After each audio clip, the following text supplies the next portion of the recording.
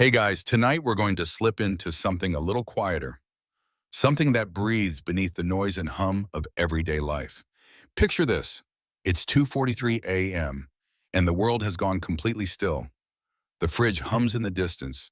The trees outside sway like they're whispering secrets. And you're staring at the ceiling, wide awake, but not quite sure why. You're not in pain, not in trouble, but there's this odd heaviness, this strange silence inside you that doesn't feel empty. It feels loaded, like the calm before something vast. And no, you're not losing your mind. Not yet, anyway. So before you get comfortable, take a moment to like the video and subscribe, but only if you genuinely enjoy what I do here. Also, drop a comment telling me where in the world you're listening from and what time it is. Now dim the lights, maybe turn on a fan for that soft background hum, and let's ease into tonight's journey together. You trudge through your days lately like you're walking across wet sand. Everyone talks around you, jokes happen, deadlines come and go, but you're inside this strange, wool-padded silence. It doesn't hurt, it's not depression, it's something else. At first, you think it's burnout. You try more coffee, more distractions, louder playlists, but the silence deepens, not out there, but in here, inside your chest, inside your nights. You stop craving noise the way you used to. Crowded rooms now feel like static. Chatter drains you. Even your favorite shows seem loud and oddly pointless. You retreat not because you're dull, but because your soul has pulled the emergency brake. This silence, it's not punishment. It's preparation. It's heaven turning off the volume so you can hear what's next. There's a verified neurological phenomenon called sensory gating, your brain's way of filtering out noise when it's trying to focus on something important. Infants do this when learning a new word. Your brain does it when it's decoding trauma. But what if your soul is doing it too? Filtering out the world so it can tune into something divine? At 4:17 a.m. last week, you woke up. Not startled, just called. Something told you to sit by the window, so you did. You watched the light creep over the edge of the trees like it was testing you. That morning felt hollow and golden at the same time. That was not just insomnia. That was an invitation. Many mystics believe the silence that descends before transformation is not emptiness, it's saturation. A thick cloud where heaven whispers in low frequencies. You're not alone, you're not abandoned. You're in the spiritual equivalent of a backstage moment before the spotlight hits. Weirdly enough, there's a 13th century record from a monk named Brother Aelred in York who wrote, "God does not call in thunder when preparing a lion. He tames him first in silence." Scholars debate whether Aelred ever really wrote that, but the phrasing's too precise to dismiss. Either way, the metaphor lands. And let's not pretend this is all beautiful. This silence can be deeply annoying, like when you're trying to pray and feel nothing, or when your friends tell you to just snap out of it, and you nod but want to scream. One friend even joked that you're turning into a Zen potato. You laugh, but also, ouch. But what's actually happening is this. The old version of you, the noise-chasing, validation-hungry, overthinking, overworking version, is being dismantled, gently, quietly. And the new version, the one built for greatness, clarity, and deep alignment, that version is forming in the hush. A lesser-known psychological study from 1986 explored people who underwent sudden, positive life shifts, newfound creativity, purpose, or career changes. Almost all of them described a period of unexplained internal quiet beforehand. It wasn't depression, it wasn't fatigue, it was something they couldn't describe until the breakthrough hit. Historians still debate whether these silence periods are just retrospection bias, people looking back and making patterns where there were none. But when enough stories stack up, you start to wonder, maybe there is a divine fingerprint in the lull. Meanwhile, your life keeps ticking forward. But everything feels like a soft rehearsal. The food tastes fine. Conversations feel like placeholder dialogue. You're not bored, just strangely held. You stop trying to explain yourself. You start writing things down. You daydream more, long stretched thoughts that feel less like distraction and more like instruction. One day you're at a red light and you catch yourself whispering something out loud. Something's coming. I can feel it. And you don't even know where that came from. But heaven does. This is the calibration stage. The part where God doesn't yell, he lowers the volume of everything else. And if you're there, if you're feeling it, if you're in that quiet, congratulations. You're not broken. You're not off track. You're being readied. But buckle up, because silence is just step one. You start to notice it one day over lunch. A name comes up in conversation. Someone you used to talk to every day. Someone who once knew everything about your life, but now, nothing. No texts, no calls, no resentment, just distance. It happens again and again, until you realize people are disappearing. Not all at once and not dramatically. This isn't high school drama where someone storms out with a, "You've changed." This is quieter, cleaner, almost surgical. Friends who used to feel like family suddenly feel like static. You try to reach out, maybe twice, but something inside you says, don't chase. It's lonely. Let's be honest about that. And confusing because these were good people. People who held your secrets, celebrated your wins. And now it's like they've been archived in some divine Dropbox folder labeled, not for this next chapter. But here's the uncomfortable truth you're learning. When God is forcing you for greatness, he trims your circle before he expands your capacity. There's actually a biblical precedent for this. Before Gideon led his people into battle, he had 32,000 men. God told him, too many. After rounds of reduction, Gideon was left with just 300 soldiers. That's less than 1% of what he started with. Historians and theologians still wrestle with the meaning behind that radical downscaling. Was it symbolic? Was it tactical?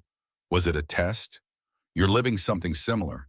The pruning process isn't about punishment, it's about precision. It's also frustrating as heck, because sometimes it's not just friends pulling away. You're the one feeling detached. You read a text and feel tired. A call rings and you let it pass. These aren't fights.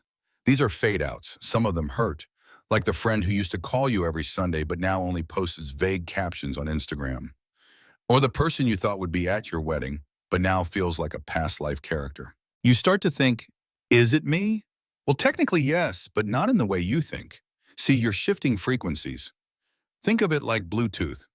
Your soul is trying to pair with something higher, but the old devices no longer recognize the signal. Doesn't mean they're bad, just outdated for where you're headed. There's a lesser-known phenomenon in quantum entanglement called decoherence. When two particles that were once entangled suddenly stop responding to each other because one of them has been affected by a new force. It's not personal, it's physics. Now imagine that in your relationships. You're being recoded. You laugh differently now. You care about different things. You want to spend your weekends reading about ideas instead of people. You look at your past conversations and wonder how you ever had the energy to complain that much. Seriously, what was in the group chat? Pure chaos. And here's the real kicker. Some of those people were never meant to stay. Some were scaffolding, temporary structures that helped you build the foundation. But now that the building is going vertical, the scaffolding needs to come down. Cleanly, quietly. One night you dream of a train platform. You're standing there with several people. But when the train arrives, only you step on. No drama, just departure. That dream lingers the next morning, like the scent of rain on dry pavement. You feel the message before you understand it. In your more poetic moments, you see it like this. God is editing your cast list. Some characters were for Act 1. You're entering Act 2. Some of your friends might come back later, evolved and glowing. Others will stay behind, lovingly remembered. But you're not staying. Let's be real, though. You still have moments of doubt. Days where you wish someone would just call and ask if you're okay. Nights where your phone is too quiet and you scroll through old messages just to feel something familiar. And then, in the middle of that ache, a small whisper lands. You're not being abandoned. You're being aligned. It sounds cliche. It sounds like something you'd read in a Pinterest quote next to a picture of a sunrise and a latte. But it's true. You don't need everyone to understand you right now. You need space to become the version of you they have never met. There's a strange entry in an old Roman diary. Some scholars believe it was written by a soldier turned hermit named Lucius. In it, he writes, "When the divine calls a man to silence, he first removes the ones who shout beside him." No one knows if Lucius was real or just poetic fiction, but the wisdom is sticky. You still bump into old friends sometimes. You smile, exchange small talk, but something's different. It's not bad, it's just done, so you realize you don't need to reattach. You just need to bless the moment and keep moving. You may also find new people trickling into your life. Quiet ones, deep ones. The ones who speak to your soul instead of your ego. The ones who ask how you feel, not just what you do. Don't be surprised if they show up at odd times through strange connections. Divine replacements are rarely delivered with labels. For now, trust the fading. God is not erasing, He's curating. And soon the silence in your phone will echo with purpose. It begins as a series of stumbles. Nothing major, just things that should have worked, but didn't. You prepped for weeks, only to have the interview canceled last minute. You launched the project, only to see it flop in eerie silence.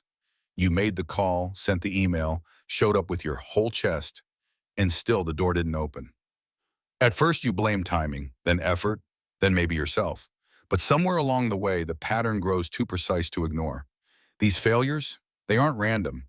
They feel tailored, like something or someone is intentionally blocking certain paths while quietly nudging you down others.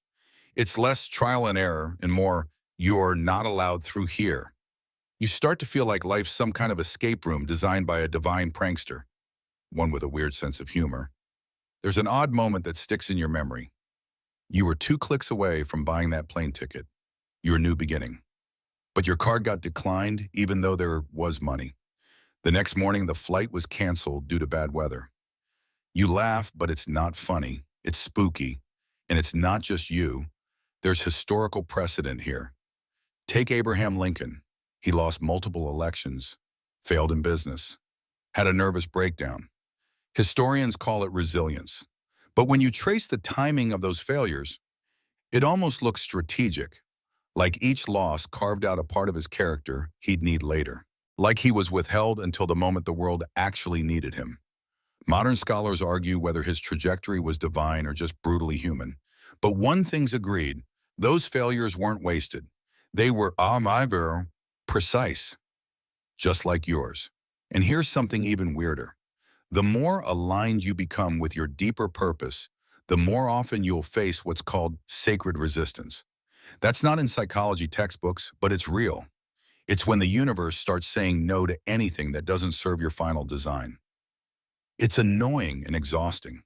You might even spiral into questioning your faith, because it's hard to trust a God who seems to sabotage your momentum. But consider this. Maybe that momentum wasn't taking you forward. It was spinning you in circles. Maybe you're not failing. Maybe you're being forbidden. And that's a different story altogether. There's this one job you almost got. Remember that? The one that would have meant a pay bump and a skyline office. You were this close. But last second, it fell apart. Months later, the company was in legal trouble. You dodge a bullet you didn't even see coming. Coincidence? Maybe.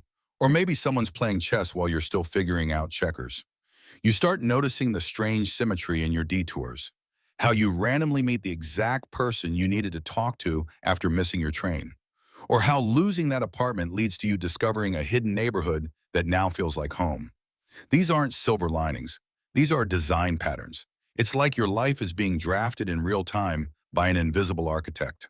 One who has no problem tearing down scaffolding to redirect you through the side door. The frustration builds, of course. You're tired of hearing "not yet." Tired of praying with no echo. Tired of pep talks and patience. One night, in a fit of half-sarcastic surrender, you say out loud, "Okay, God, then you drive." And for a second, the air in the room changes. You feel it in your arms, that hum, like the universe just nodded. Now, that doesn't mean things instantly get better. In fact, sometimes they get worse. But now there's a strange peace inside the chaos, because you're starting to see the pattern. One day you're journaling, you write the sentence, "Everything that fell apart actually fell into place." You pause.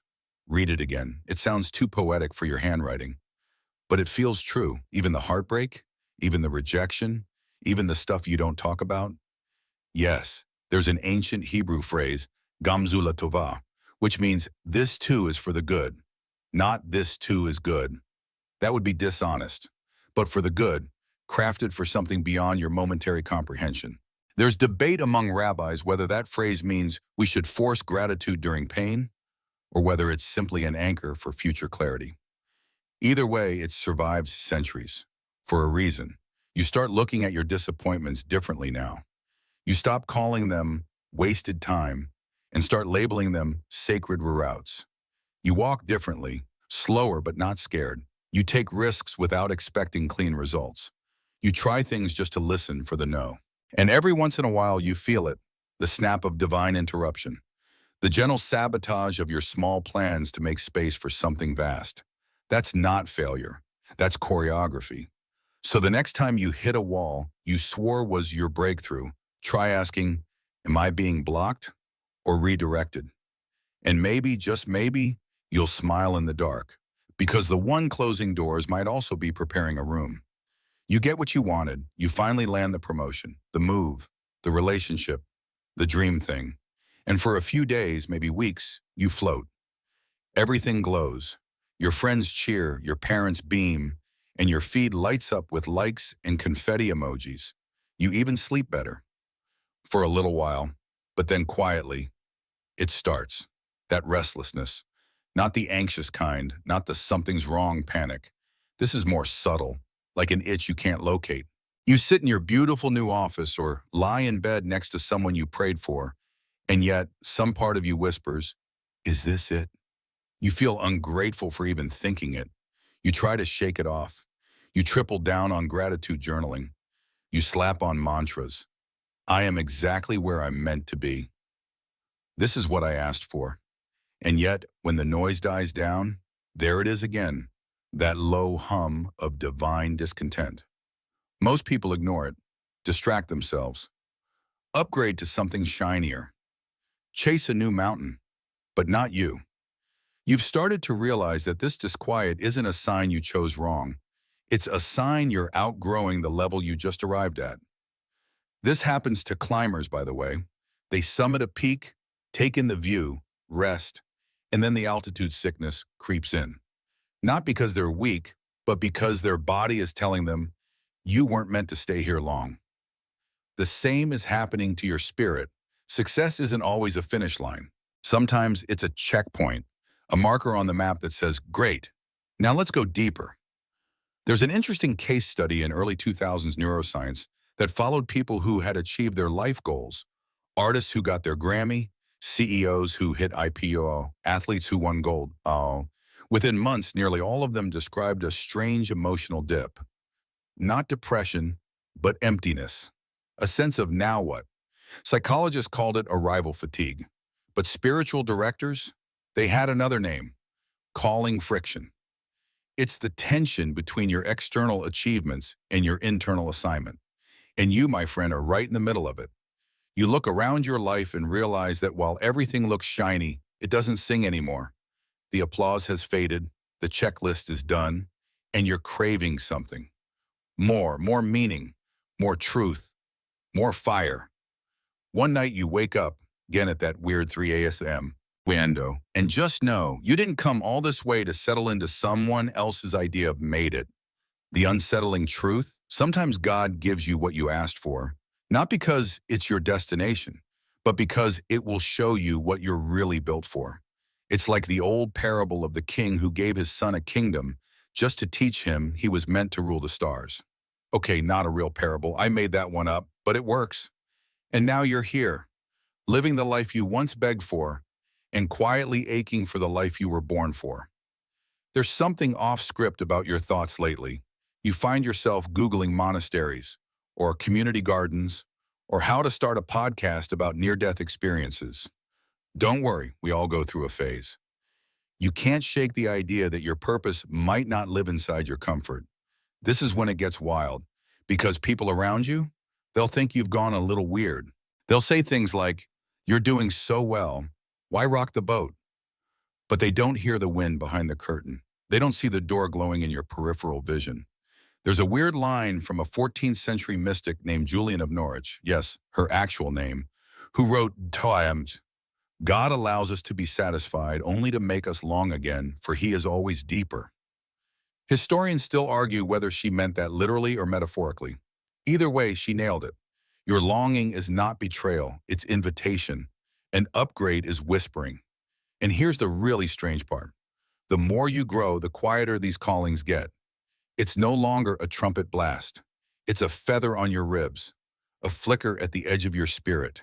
And if you ignore it too long, it starts turning up as restlessness, irritability, even tears at random moments during commercials. Why does a dog food ad make you weep? Who knows? You start craving things that don't show up on a resume. Stillness, meaning, that electric feeling of being used by something higher. This doesn't mean you have to quit your job or move to a mountaintop, unless of course you do. Sometimes the shift happens inside the same circumstances. The external doesn't change, but you do. You ask different questions, you show up more intentional, you start seeing every room you enter as a mission, not just a meeting. And you know what else? You stop needing everyone to get it. You realize that greatness isn't just about rising up, it's about being aligned, and sometimes that alignment costs you applause, but buys you peace. So here you are on the other side of what you thought was your dream.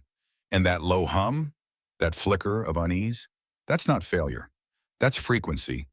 That's your soul tuning in to the next signal. You ready? You haven't been sleeping well, not because you're anxious, not in the way you used to be, but because something keeps dragging you into the dark. Your dreams have started speaking in riddles. Strange places, people you haven't seen in years, rooms that feel familiar but not from this life. One night you dream of a staircase spiraling downward. You keep walking, level after level, deeper and deeper. When you wake up, your heart is pounding, but not from fear, from recognition. These dreams aren't dreams. They're messages. And you know it. You've entered a phase of divine download, where your unconscious becomes a chalkboard for heaven. But it's not all pleasant. Some of the dreams turn dark, not gory, just unsettling. You wake up sweating, breathing heavy, sometimes crying, and yet when you try to explain them, they slip away like fog. There's a concept in Jungian psychology called archetypal dreaming, where the symbols that appear are not personal, but universal. Staircases, doors, birds, oceans, each carrying centuries of collective meaning. You're dreaming in God's language now. But no one tells you how disorienting that can be, because you'll have a dream where a stranger hands you a gold coin and vanishes, and you'll spend 3 days Googling dream dictionaries only to feel sillier with every search. You'll dream of a thunderstorm inside your house, of your teeth falling out, of a child singing in a language you don't know, but you understand her anyway. And then there are the ones that repeat. Same hallway, same figure, same sense that you're being watched, not in a creepy way, but in a noted way, like your spirit is under audit. Let's go deeper. In ancient Mesopotamian culture, dreams were believed to was the domain of gods who couldn't interfere directly in your life, but could plant messages while you slept. Entire priesthoods were trained in dream interpretation. There are tablets that record night visions as divine instructions for rulers. Modern scientists, of course, argue differently. The brain, they say, is simply organizing data, sorting trauma, making sense of sensory overflow. But then why do the symbols repeat? Why do you wake up with an answer to a question you didn't even know you were asking? Why do so many of these dreams feel older than you? There's one night you'll remember for years. You dreamed of standing on a mountaintop, surrounded by mirrors instead of sky. Each mirror held a different version of you, some joyful, some broken, some glowing. One of them stepped forward, touched the glass, and said, "Remember why you came." That morning you cried before your feet even hit the floor. You didn't understand the full meaning, but your soul did. And here's the strange part. These dreams don't always need decoding. Sometimes their work is done the moment you feel them. They plant something, stir something, unlock something. You begin to trust the images more than the words. You start journaling them, half asleep, scribbled nonsense at 3:11 a.m. And days later, they make perfect sense. Or someone will say something at lunch, and your mind will click back to a symbol, and you'll realize, oh, that dream was waiting for this moment. You even start waking up at the same hour, 3:33 a.m. or 4:44, or right as the sun is brushing the edge of your window. Some call it the God hour when the veil is thinner. Some call it coincidence, but you know better. Now let's get real. It's also exhausting because when your sleep becomes sacred territory, you stop getting rest. You go to bed wondering, am I going to be dragged through another weird spiritual boot camp tonight? And yes, you will, because growth doesn't punch a time card. But here's the comfort. These dreams aren't haunting you. They're haunting your old self, the part of you that's resisting change. There's an entry in the journals of Carl Jung where he describes a patient who kept dreaming of a white horse drowning. She was terrified by it, but as her therapy progressed, the dream changed. The horse stopped drowning. It began flying. Jung interpreted it as the psyche evolving. Historians still debate whether that case even happened, or if it was just a metaphor Jung included to explain transformation. Either way, you get the point. Your dreams are not trying to scare you. They're trying to strip you. Strip you of outdated beliefs. Strip you of false comfort. Strip you of timelines that aren't aligned with who you're becoming. And sometimes they're preparing you for breakthroughs your waking self wouldn't dare believe. So next time the dream wakes you, don't rush to scroll. Don't shake it off. Sit in it. Ask what it wanted you to feel. Not understand. Feel. And remember this, God doesn't always shout through thunder. Sometimes he whispers through symbols. Sometimes he stirs the waters of your sleep so you'll stop ignoring what you already know. So maybe tonight, when the lights go out and your head hits the pillow, you'll ask the darkness, what are you showing me next? And the darkness, it will answer, in images you don't yet speak, but already remember. You've never been one for solitude. In fact, you used to crave people, used to fill your calendar with brunches and catch-ups and endless noise. Silence made you twitchy. Being alone made you feel like you were missing something. But lately, you want space. Not out of sadness, out of something sacred. You stop replying right away. You cancel plans. You sit in your room with nothing but a candle and the sound of your own breath. And for once, it's enough. What's stranger, it feels good, not exciting, not dramatic, just quietly essential. Like your spirit has started asking for something that your schedule never provided, stillness. This is what monks describe as the holy hush, a term buried in old spiritual texts that refers to the moment the soul begins turning inward to prepare for encounter. You didn't read about it in a book. You lived into it, and you weren't even trying. You stopped listening to music while cooking. You let the house go quiet. You find yourself looking at trees longer, letting your eyes linger on the leaves like they're speaking in Morse code. It's subtle, but powerful, because you're beginning to crave isolation not as a punishment, but as a sanctuary.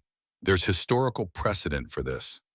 Before nearly every major figure in Scripture had their breakthrough, they were led into the wilderness. Not the metaphorical kind, the literal dust in your teeth, no one around for miles kind. Moses, Elijah, even Jesus. Why? Because silence isn't a void, it's a vessel, and God often fills what's been willingly emptied. Even modern studies confirm this. Psychologist Sherry Borg-Carter, in a now widely cited article, wrote about the cognitive benefits of solitude, heightened clarity, emotional regulation, creative breakthroughs. But no lab report can measure what you feel when the room goes still and you finally hear your own soul without background interference. It's disorienting at first. Your brain tries to fill the silence with old thoughts, old voices. But if you stay long enough, something shifts. You start hearing something new. Not loud, not dramatic, just true. There's a morning when you wake up and realize you don't want to check your phone. Not because of discipline, but because you'd rather sit in bed and listen to the birds. You start driving in silence. You walk slower. You eat without TV. And in that space, thoughts arrive. Not the panicked kind, but the purposeful kind. Ideas that weren't scrambled into you by Instagram reels or group chats. Ideas that feel like they were planted long ago and are just now sprouting. You stop needing constant affirmation.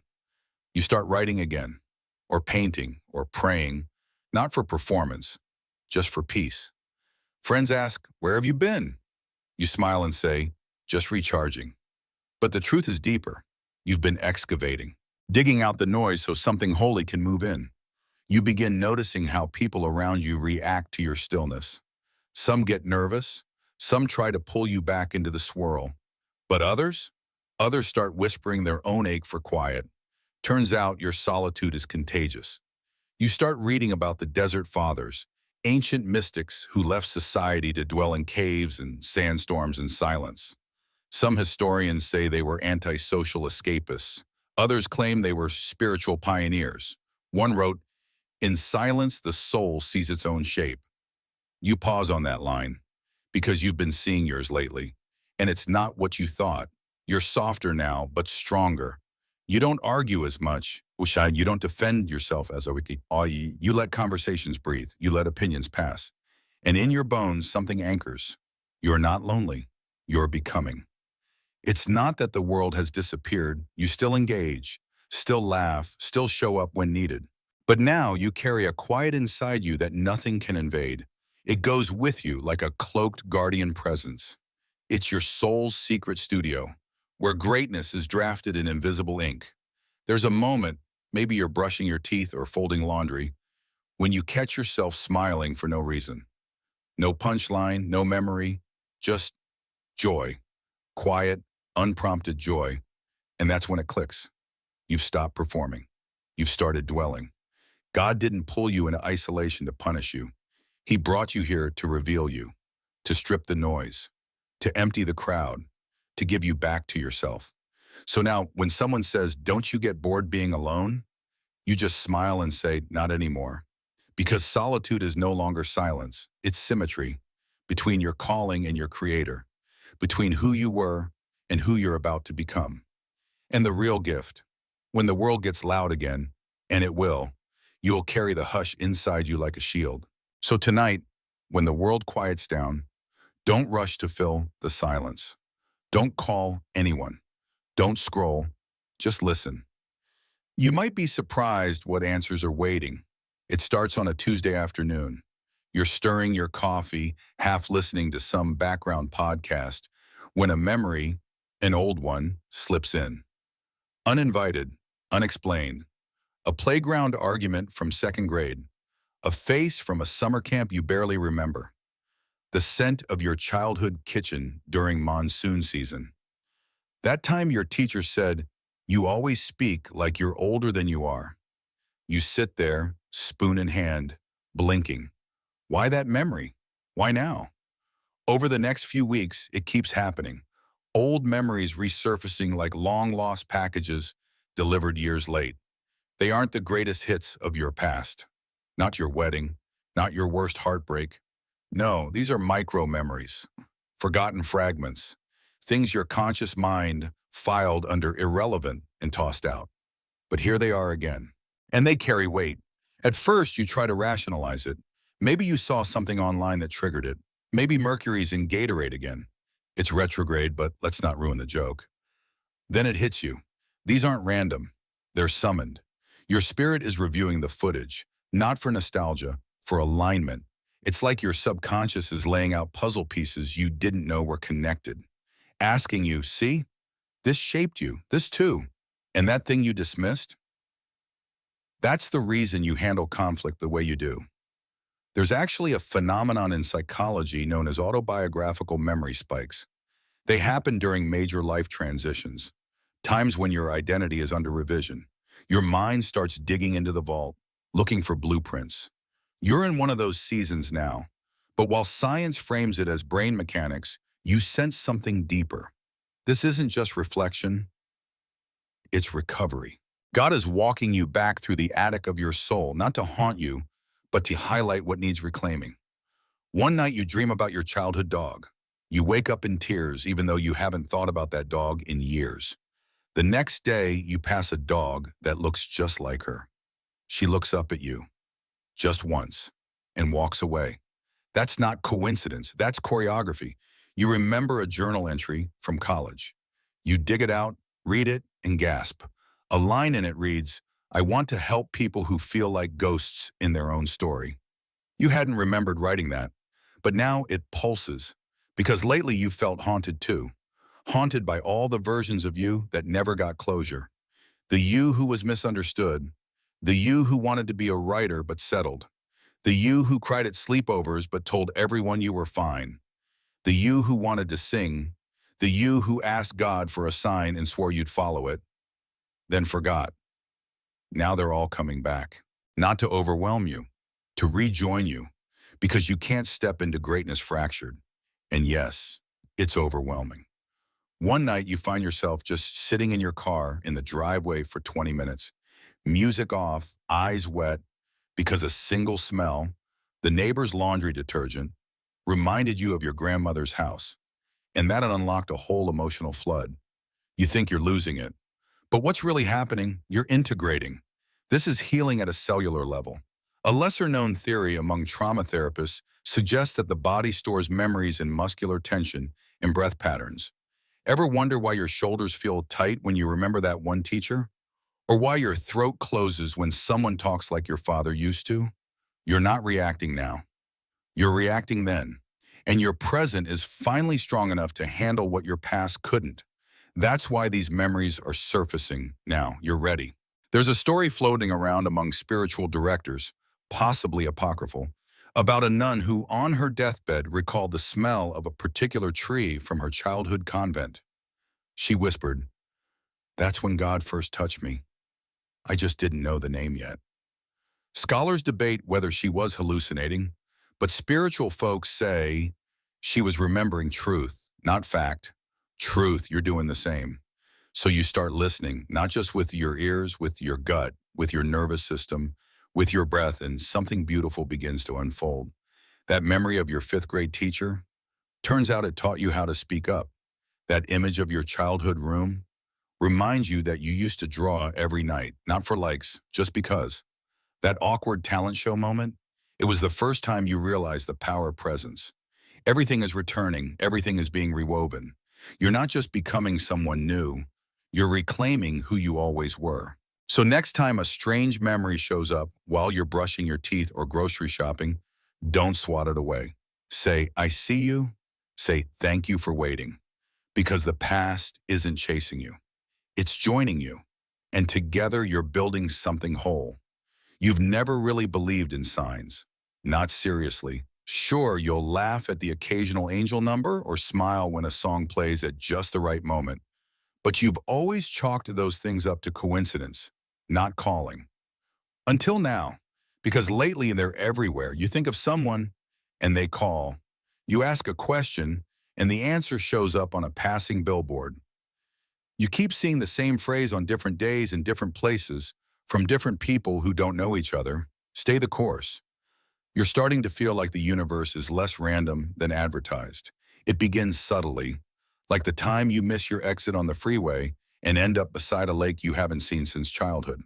You pull over, sit on the hood, and for some reason you cry. Or the day a stranger hands you their umbrella, and as they walk away, they say, "You're stronger than you think." Just like your grandmother used to say. You nearly drop the umbrella. This is where things get uncanny, because the more you tune in, the more the world feels scripted. Not in a creepy simulation way, but in a curated one, like someone's layering hints throughout your day, hoping you'll start to see the pattern. And that's exactly what's happening. You're noticing the divine synchronicities. There's a lesser-known branch of Carl Jung's work where he coined the term synchronicity, the meaningful coincidence. Not just events happening together, but events that feel orchestrated. Like the outer world is suddenly responding to your inner world in real time. He called it a causal parallelism. Poets call it magic. You just call it Tuesday. It's the book you find at a thrift shop, highlighted in all the places you needed. The song that plays with a lyric that reads your heart like a journal. The quiet nudge to turn left instead of right, and suddenly you're standing somewhere you were meant to be all along. You used to doubt all this, but now you're starting to smile at the sky more, thanking whoever's up there for the divine breadcrumbs.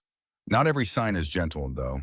Sometimes they're disruptive, Like when your phone crashes right before sending that message you shouldn't send, or your car won't start and you miss the meeting you weren't meant to attend. At the time, it's frustrating. Later, it makes eerie sense. It gets harder to explain away. And that's the point. See, when God is preparing you for something big, He doesn't just whisper in dreams. He starts coding the day. But here's where it gets wild. Not all coincidences are signs, and not all signs are meant to be understood immediately. Some are meant to slow you down. Some are meant to shift your gaze. Some are meant to make you ask again.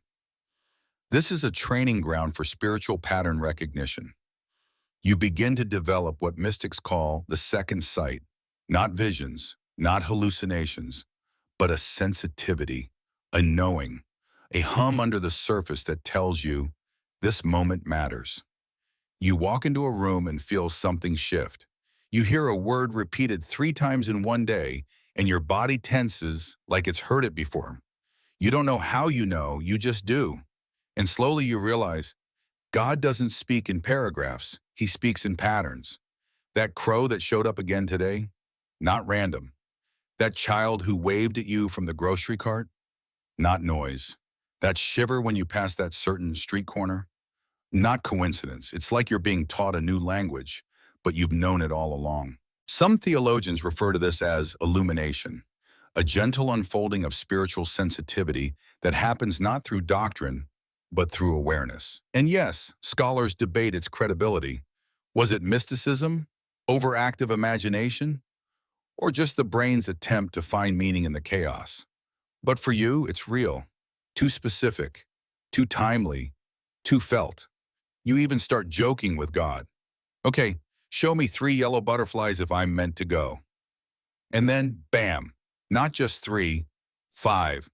One lands on your windshield and refuses to leave. You laugh, you cry, you go.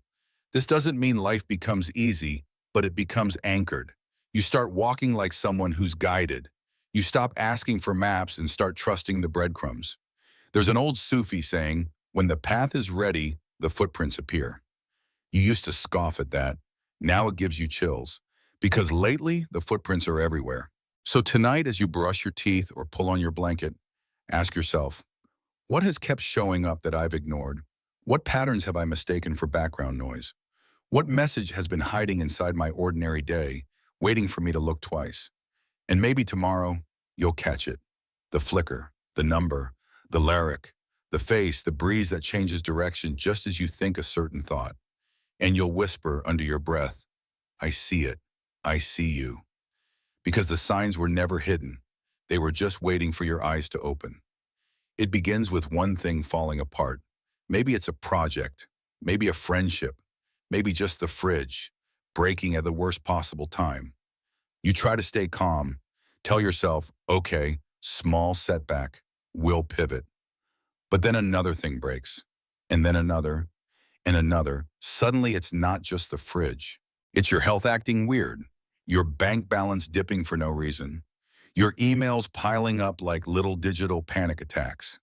It feels like the universe picked up a snow globe labeled your life and decided to shake it. Hard.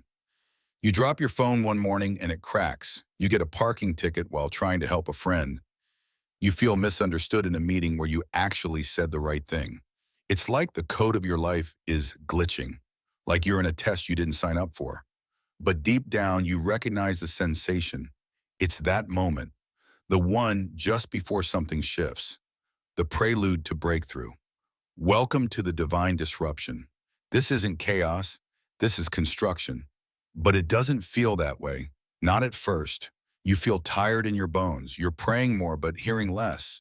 You cry not because you're weak, but because you know something's coming, and you have no idea how to hold it. Even your body joins the drama. You get headaches, strange aches, that random stomach thing that shows up exactly when you have to be somewhere important. Your dreams are back too, vivid, emotional, symbolic. And the signs you started noticing? They intensify. It's all building pressure, tightening like a drum skin. And you wonder, is something wrong with me? No, something's right. This is what prophets call the groaning before glory, the contraction before delivery. It's not a meltdown, it's a realignment. And yes, it's uncomfortable because this is the stage where old frameworks collapse, beliefs get stripped, schedules stop working, people you once leaned on disappear. One by one, your scaffolding breaks down. And what's left? You, raw, exposed, and weirdly more alive than ever. You start questioning everything, not in a cynical way, in a curious way. What if I was wrong about who I'm supposed to be? What if I built my entire life around a version of me that was meant to expire? There's an ancient story told among desert mystics about a man whose tent kept getting blown down by the wind.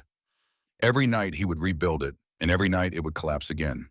Finally, he stopped rebuilding. He just lay under the stars. And there, for the first time, he heard the voice of God. Scholars debate whether the story is historical or metaphorical. You feel it in your chest, because lately your own tent has been falling. And maybe it's time to stop fighting the wind. You start letting go of things faster. The argument you were ready for, you walk away. The plan you mapped out to the hour, you deleted. The person who ghosted you stop chasing. It's not giving up. It's giving in to something higher, to a strategy that isn't yours. And right there in the mess, you begin to change. You get softer, kinder, but stronger in a way that doesn't roar. It radiates. You notice details again, how your coffee smells, how birds talk to each other at 6:07 a.m., how you breathe when no one's asking anything of you. That's the shift. It's not fireworks, it's foundation. You're not falling apart, you're falling open. You cry, not because you're overwhelmed, but because, for the first time, you feel seen. Not by people, by the path, by the process. There's a theory in philosophy called apophasis, a form of understanding that comes not by addition, but subtraction. Not by what something is, but by what it isn't. That's what's happening now.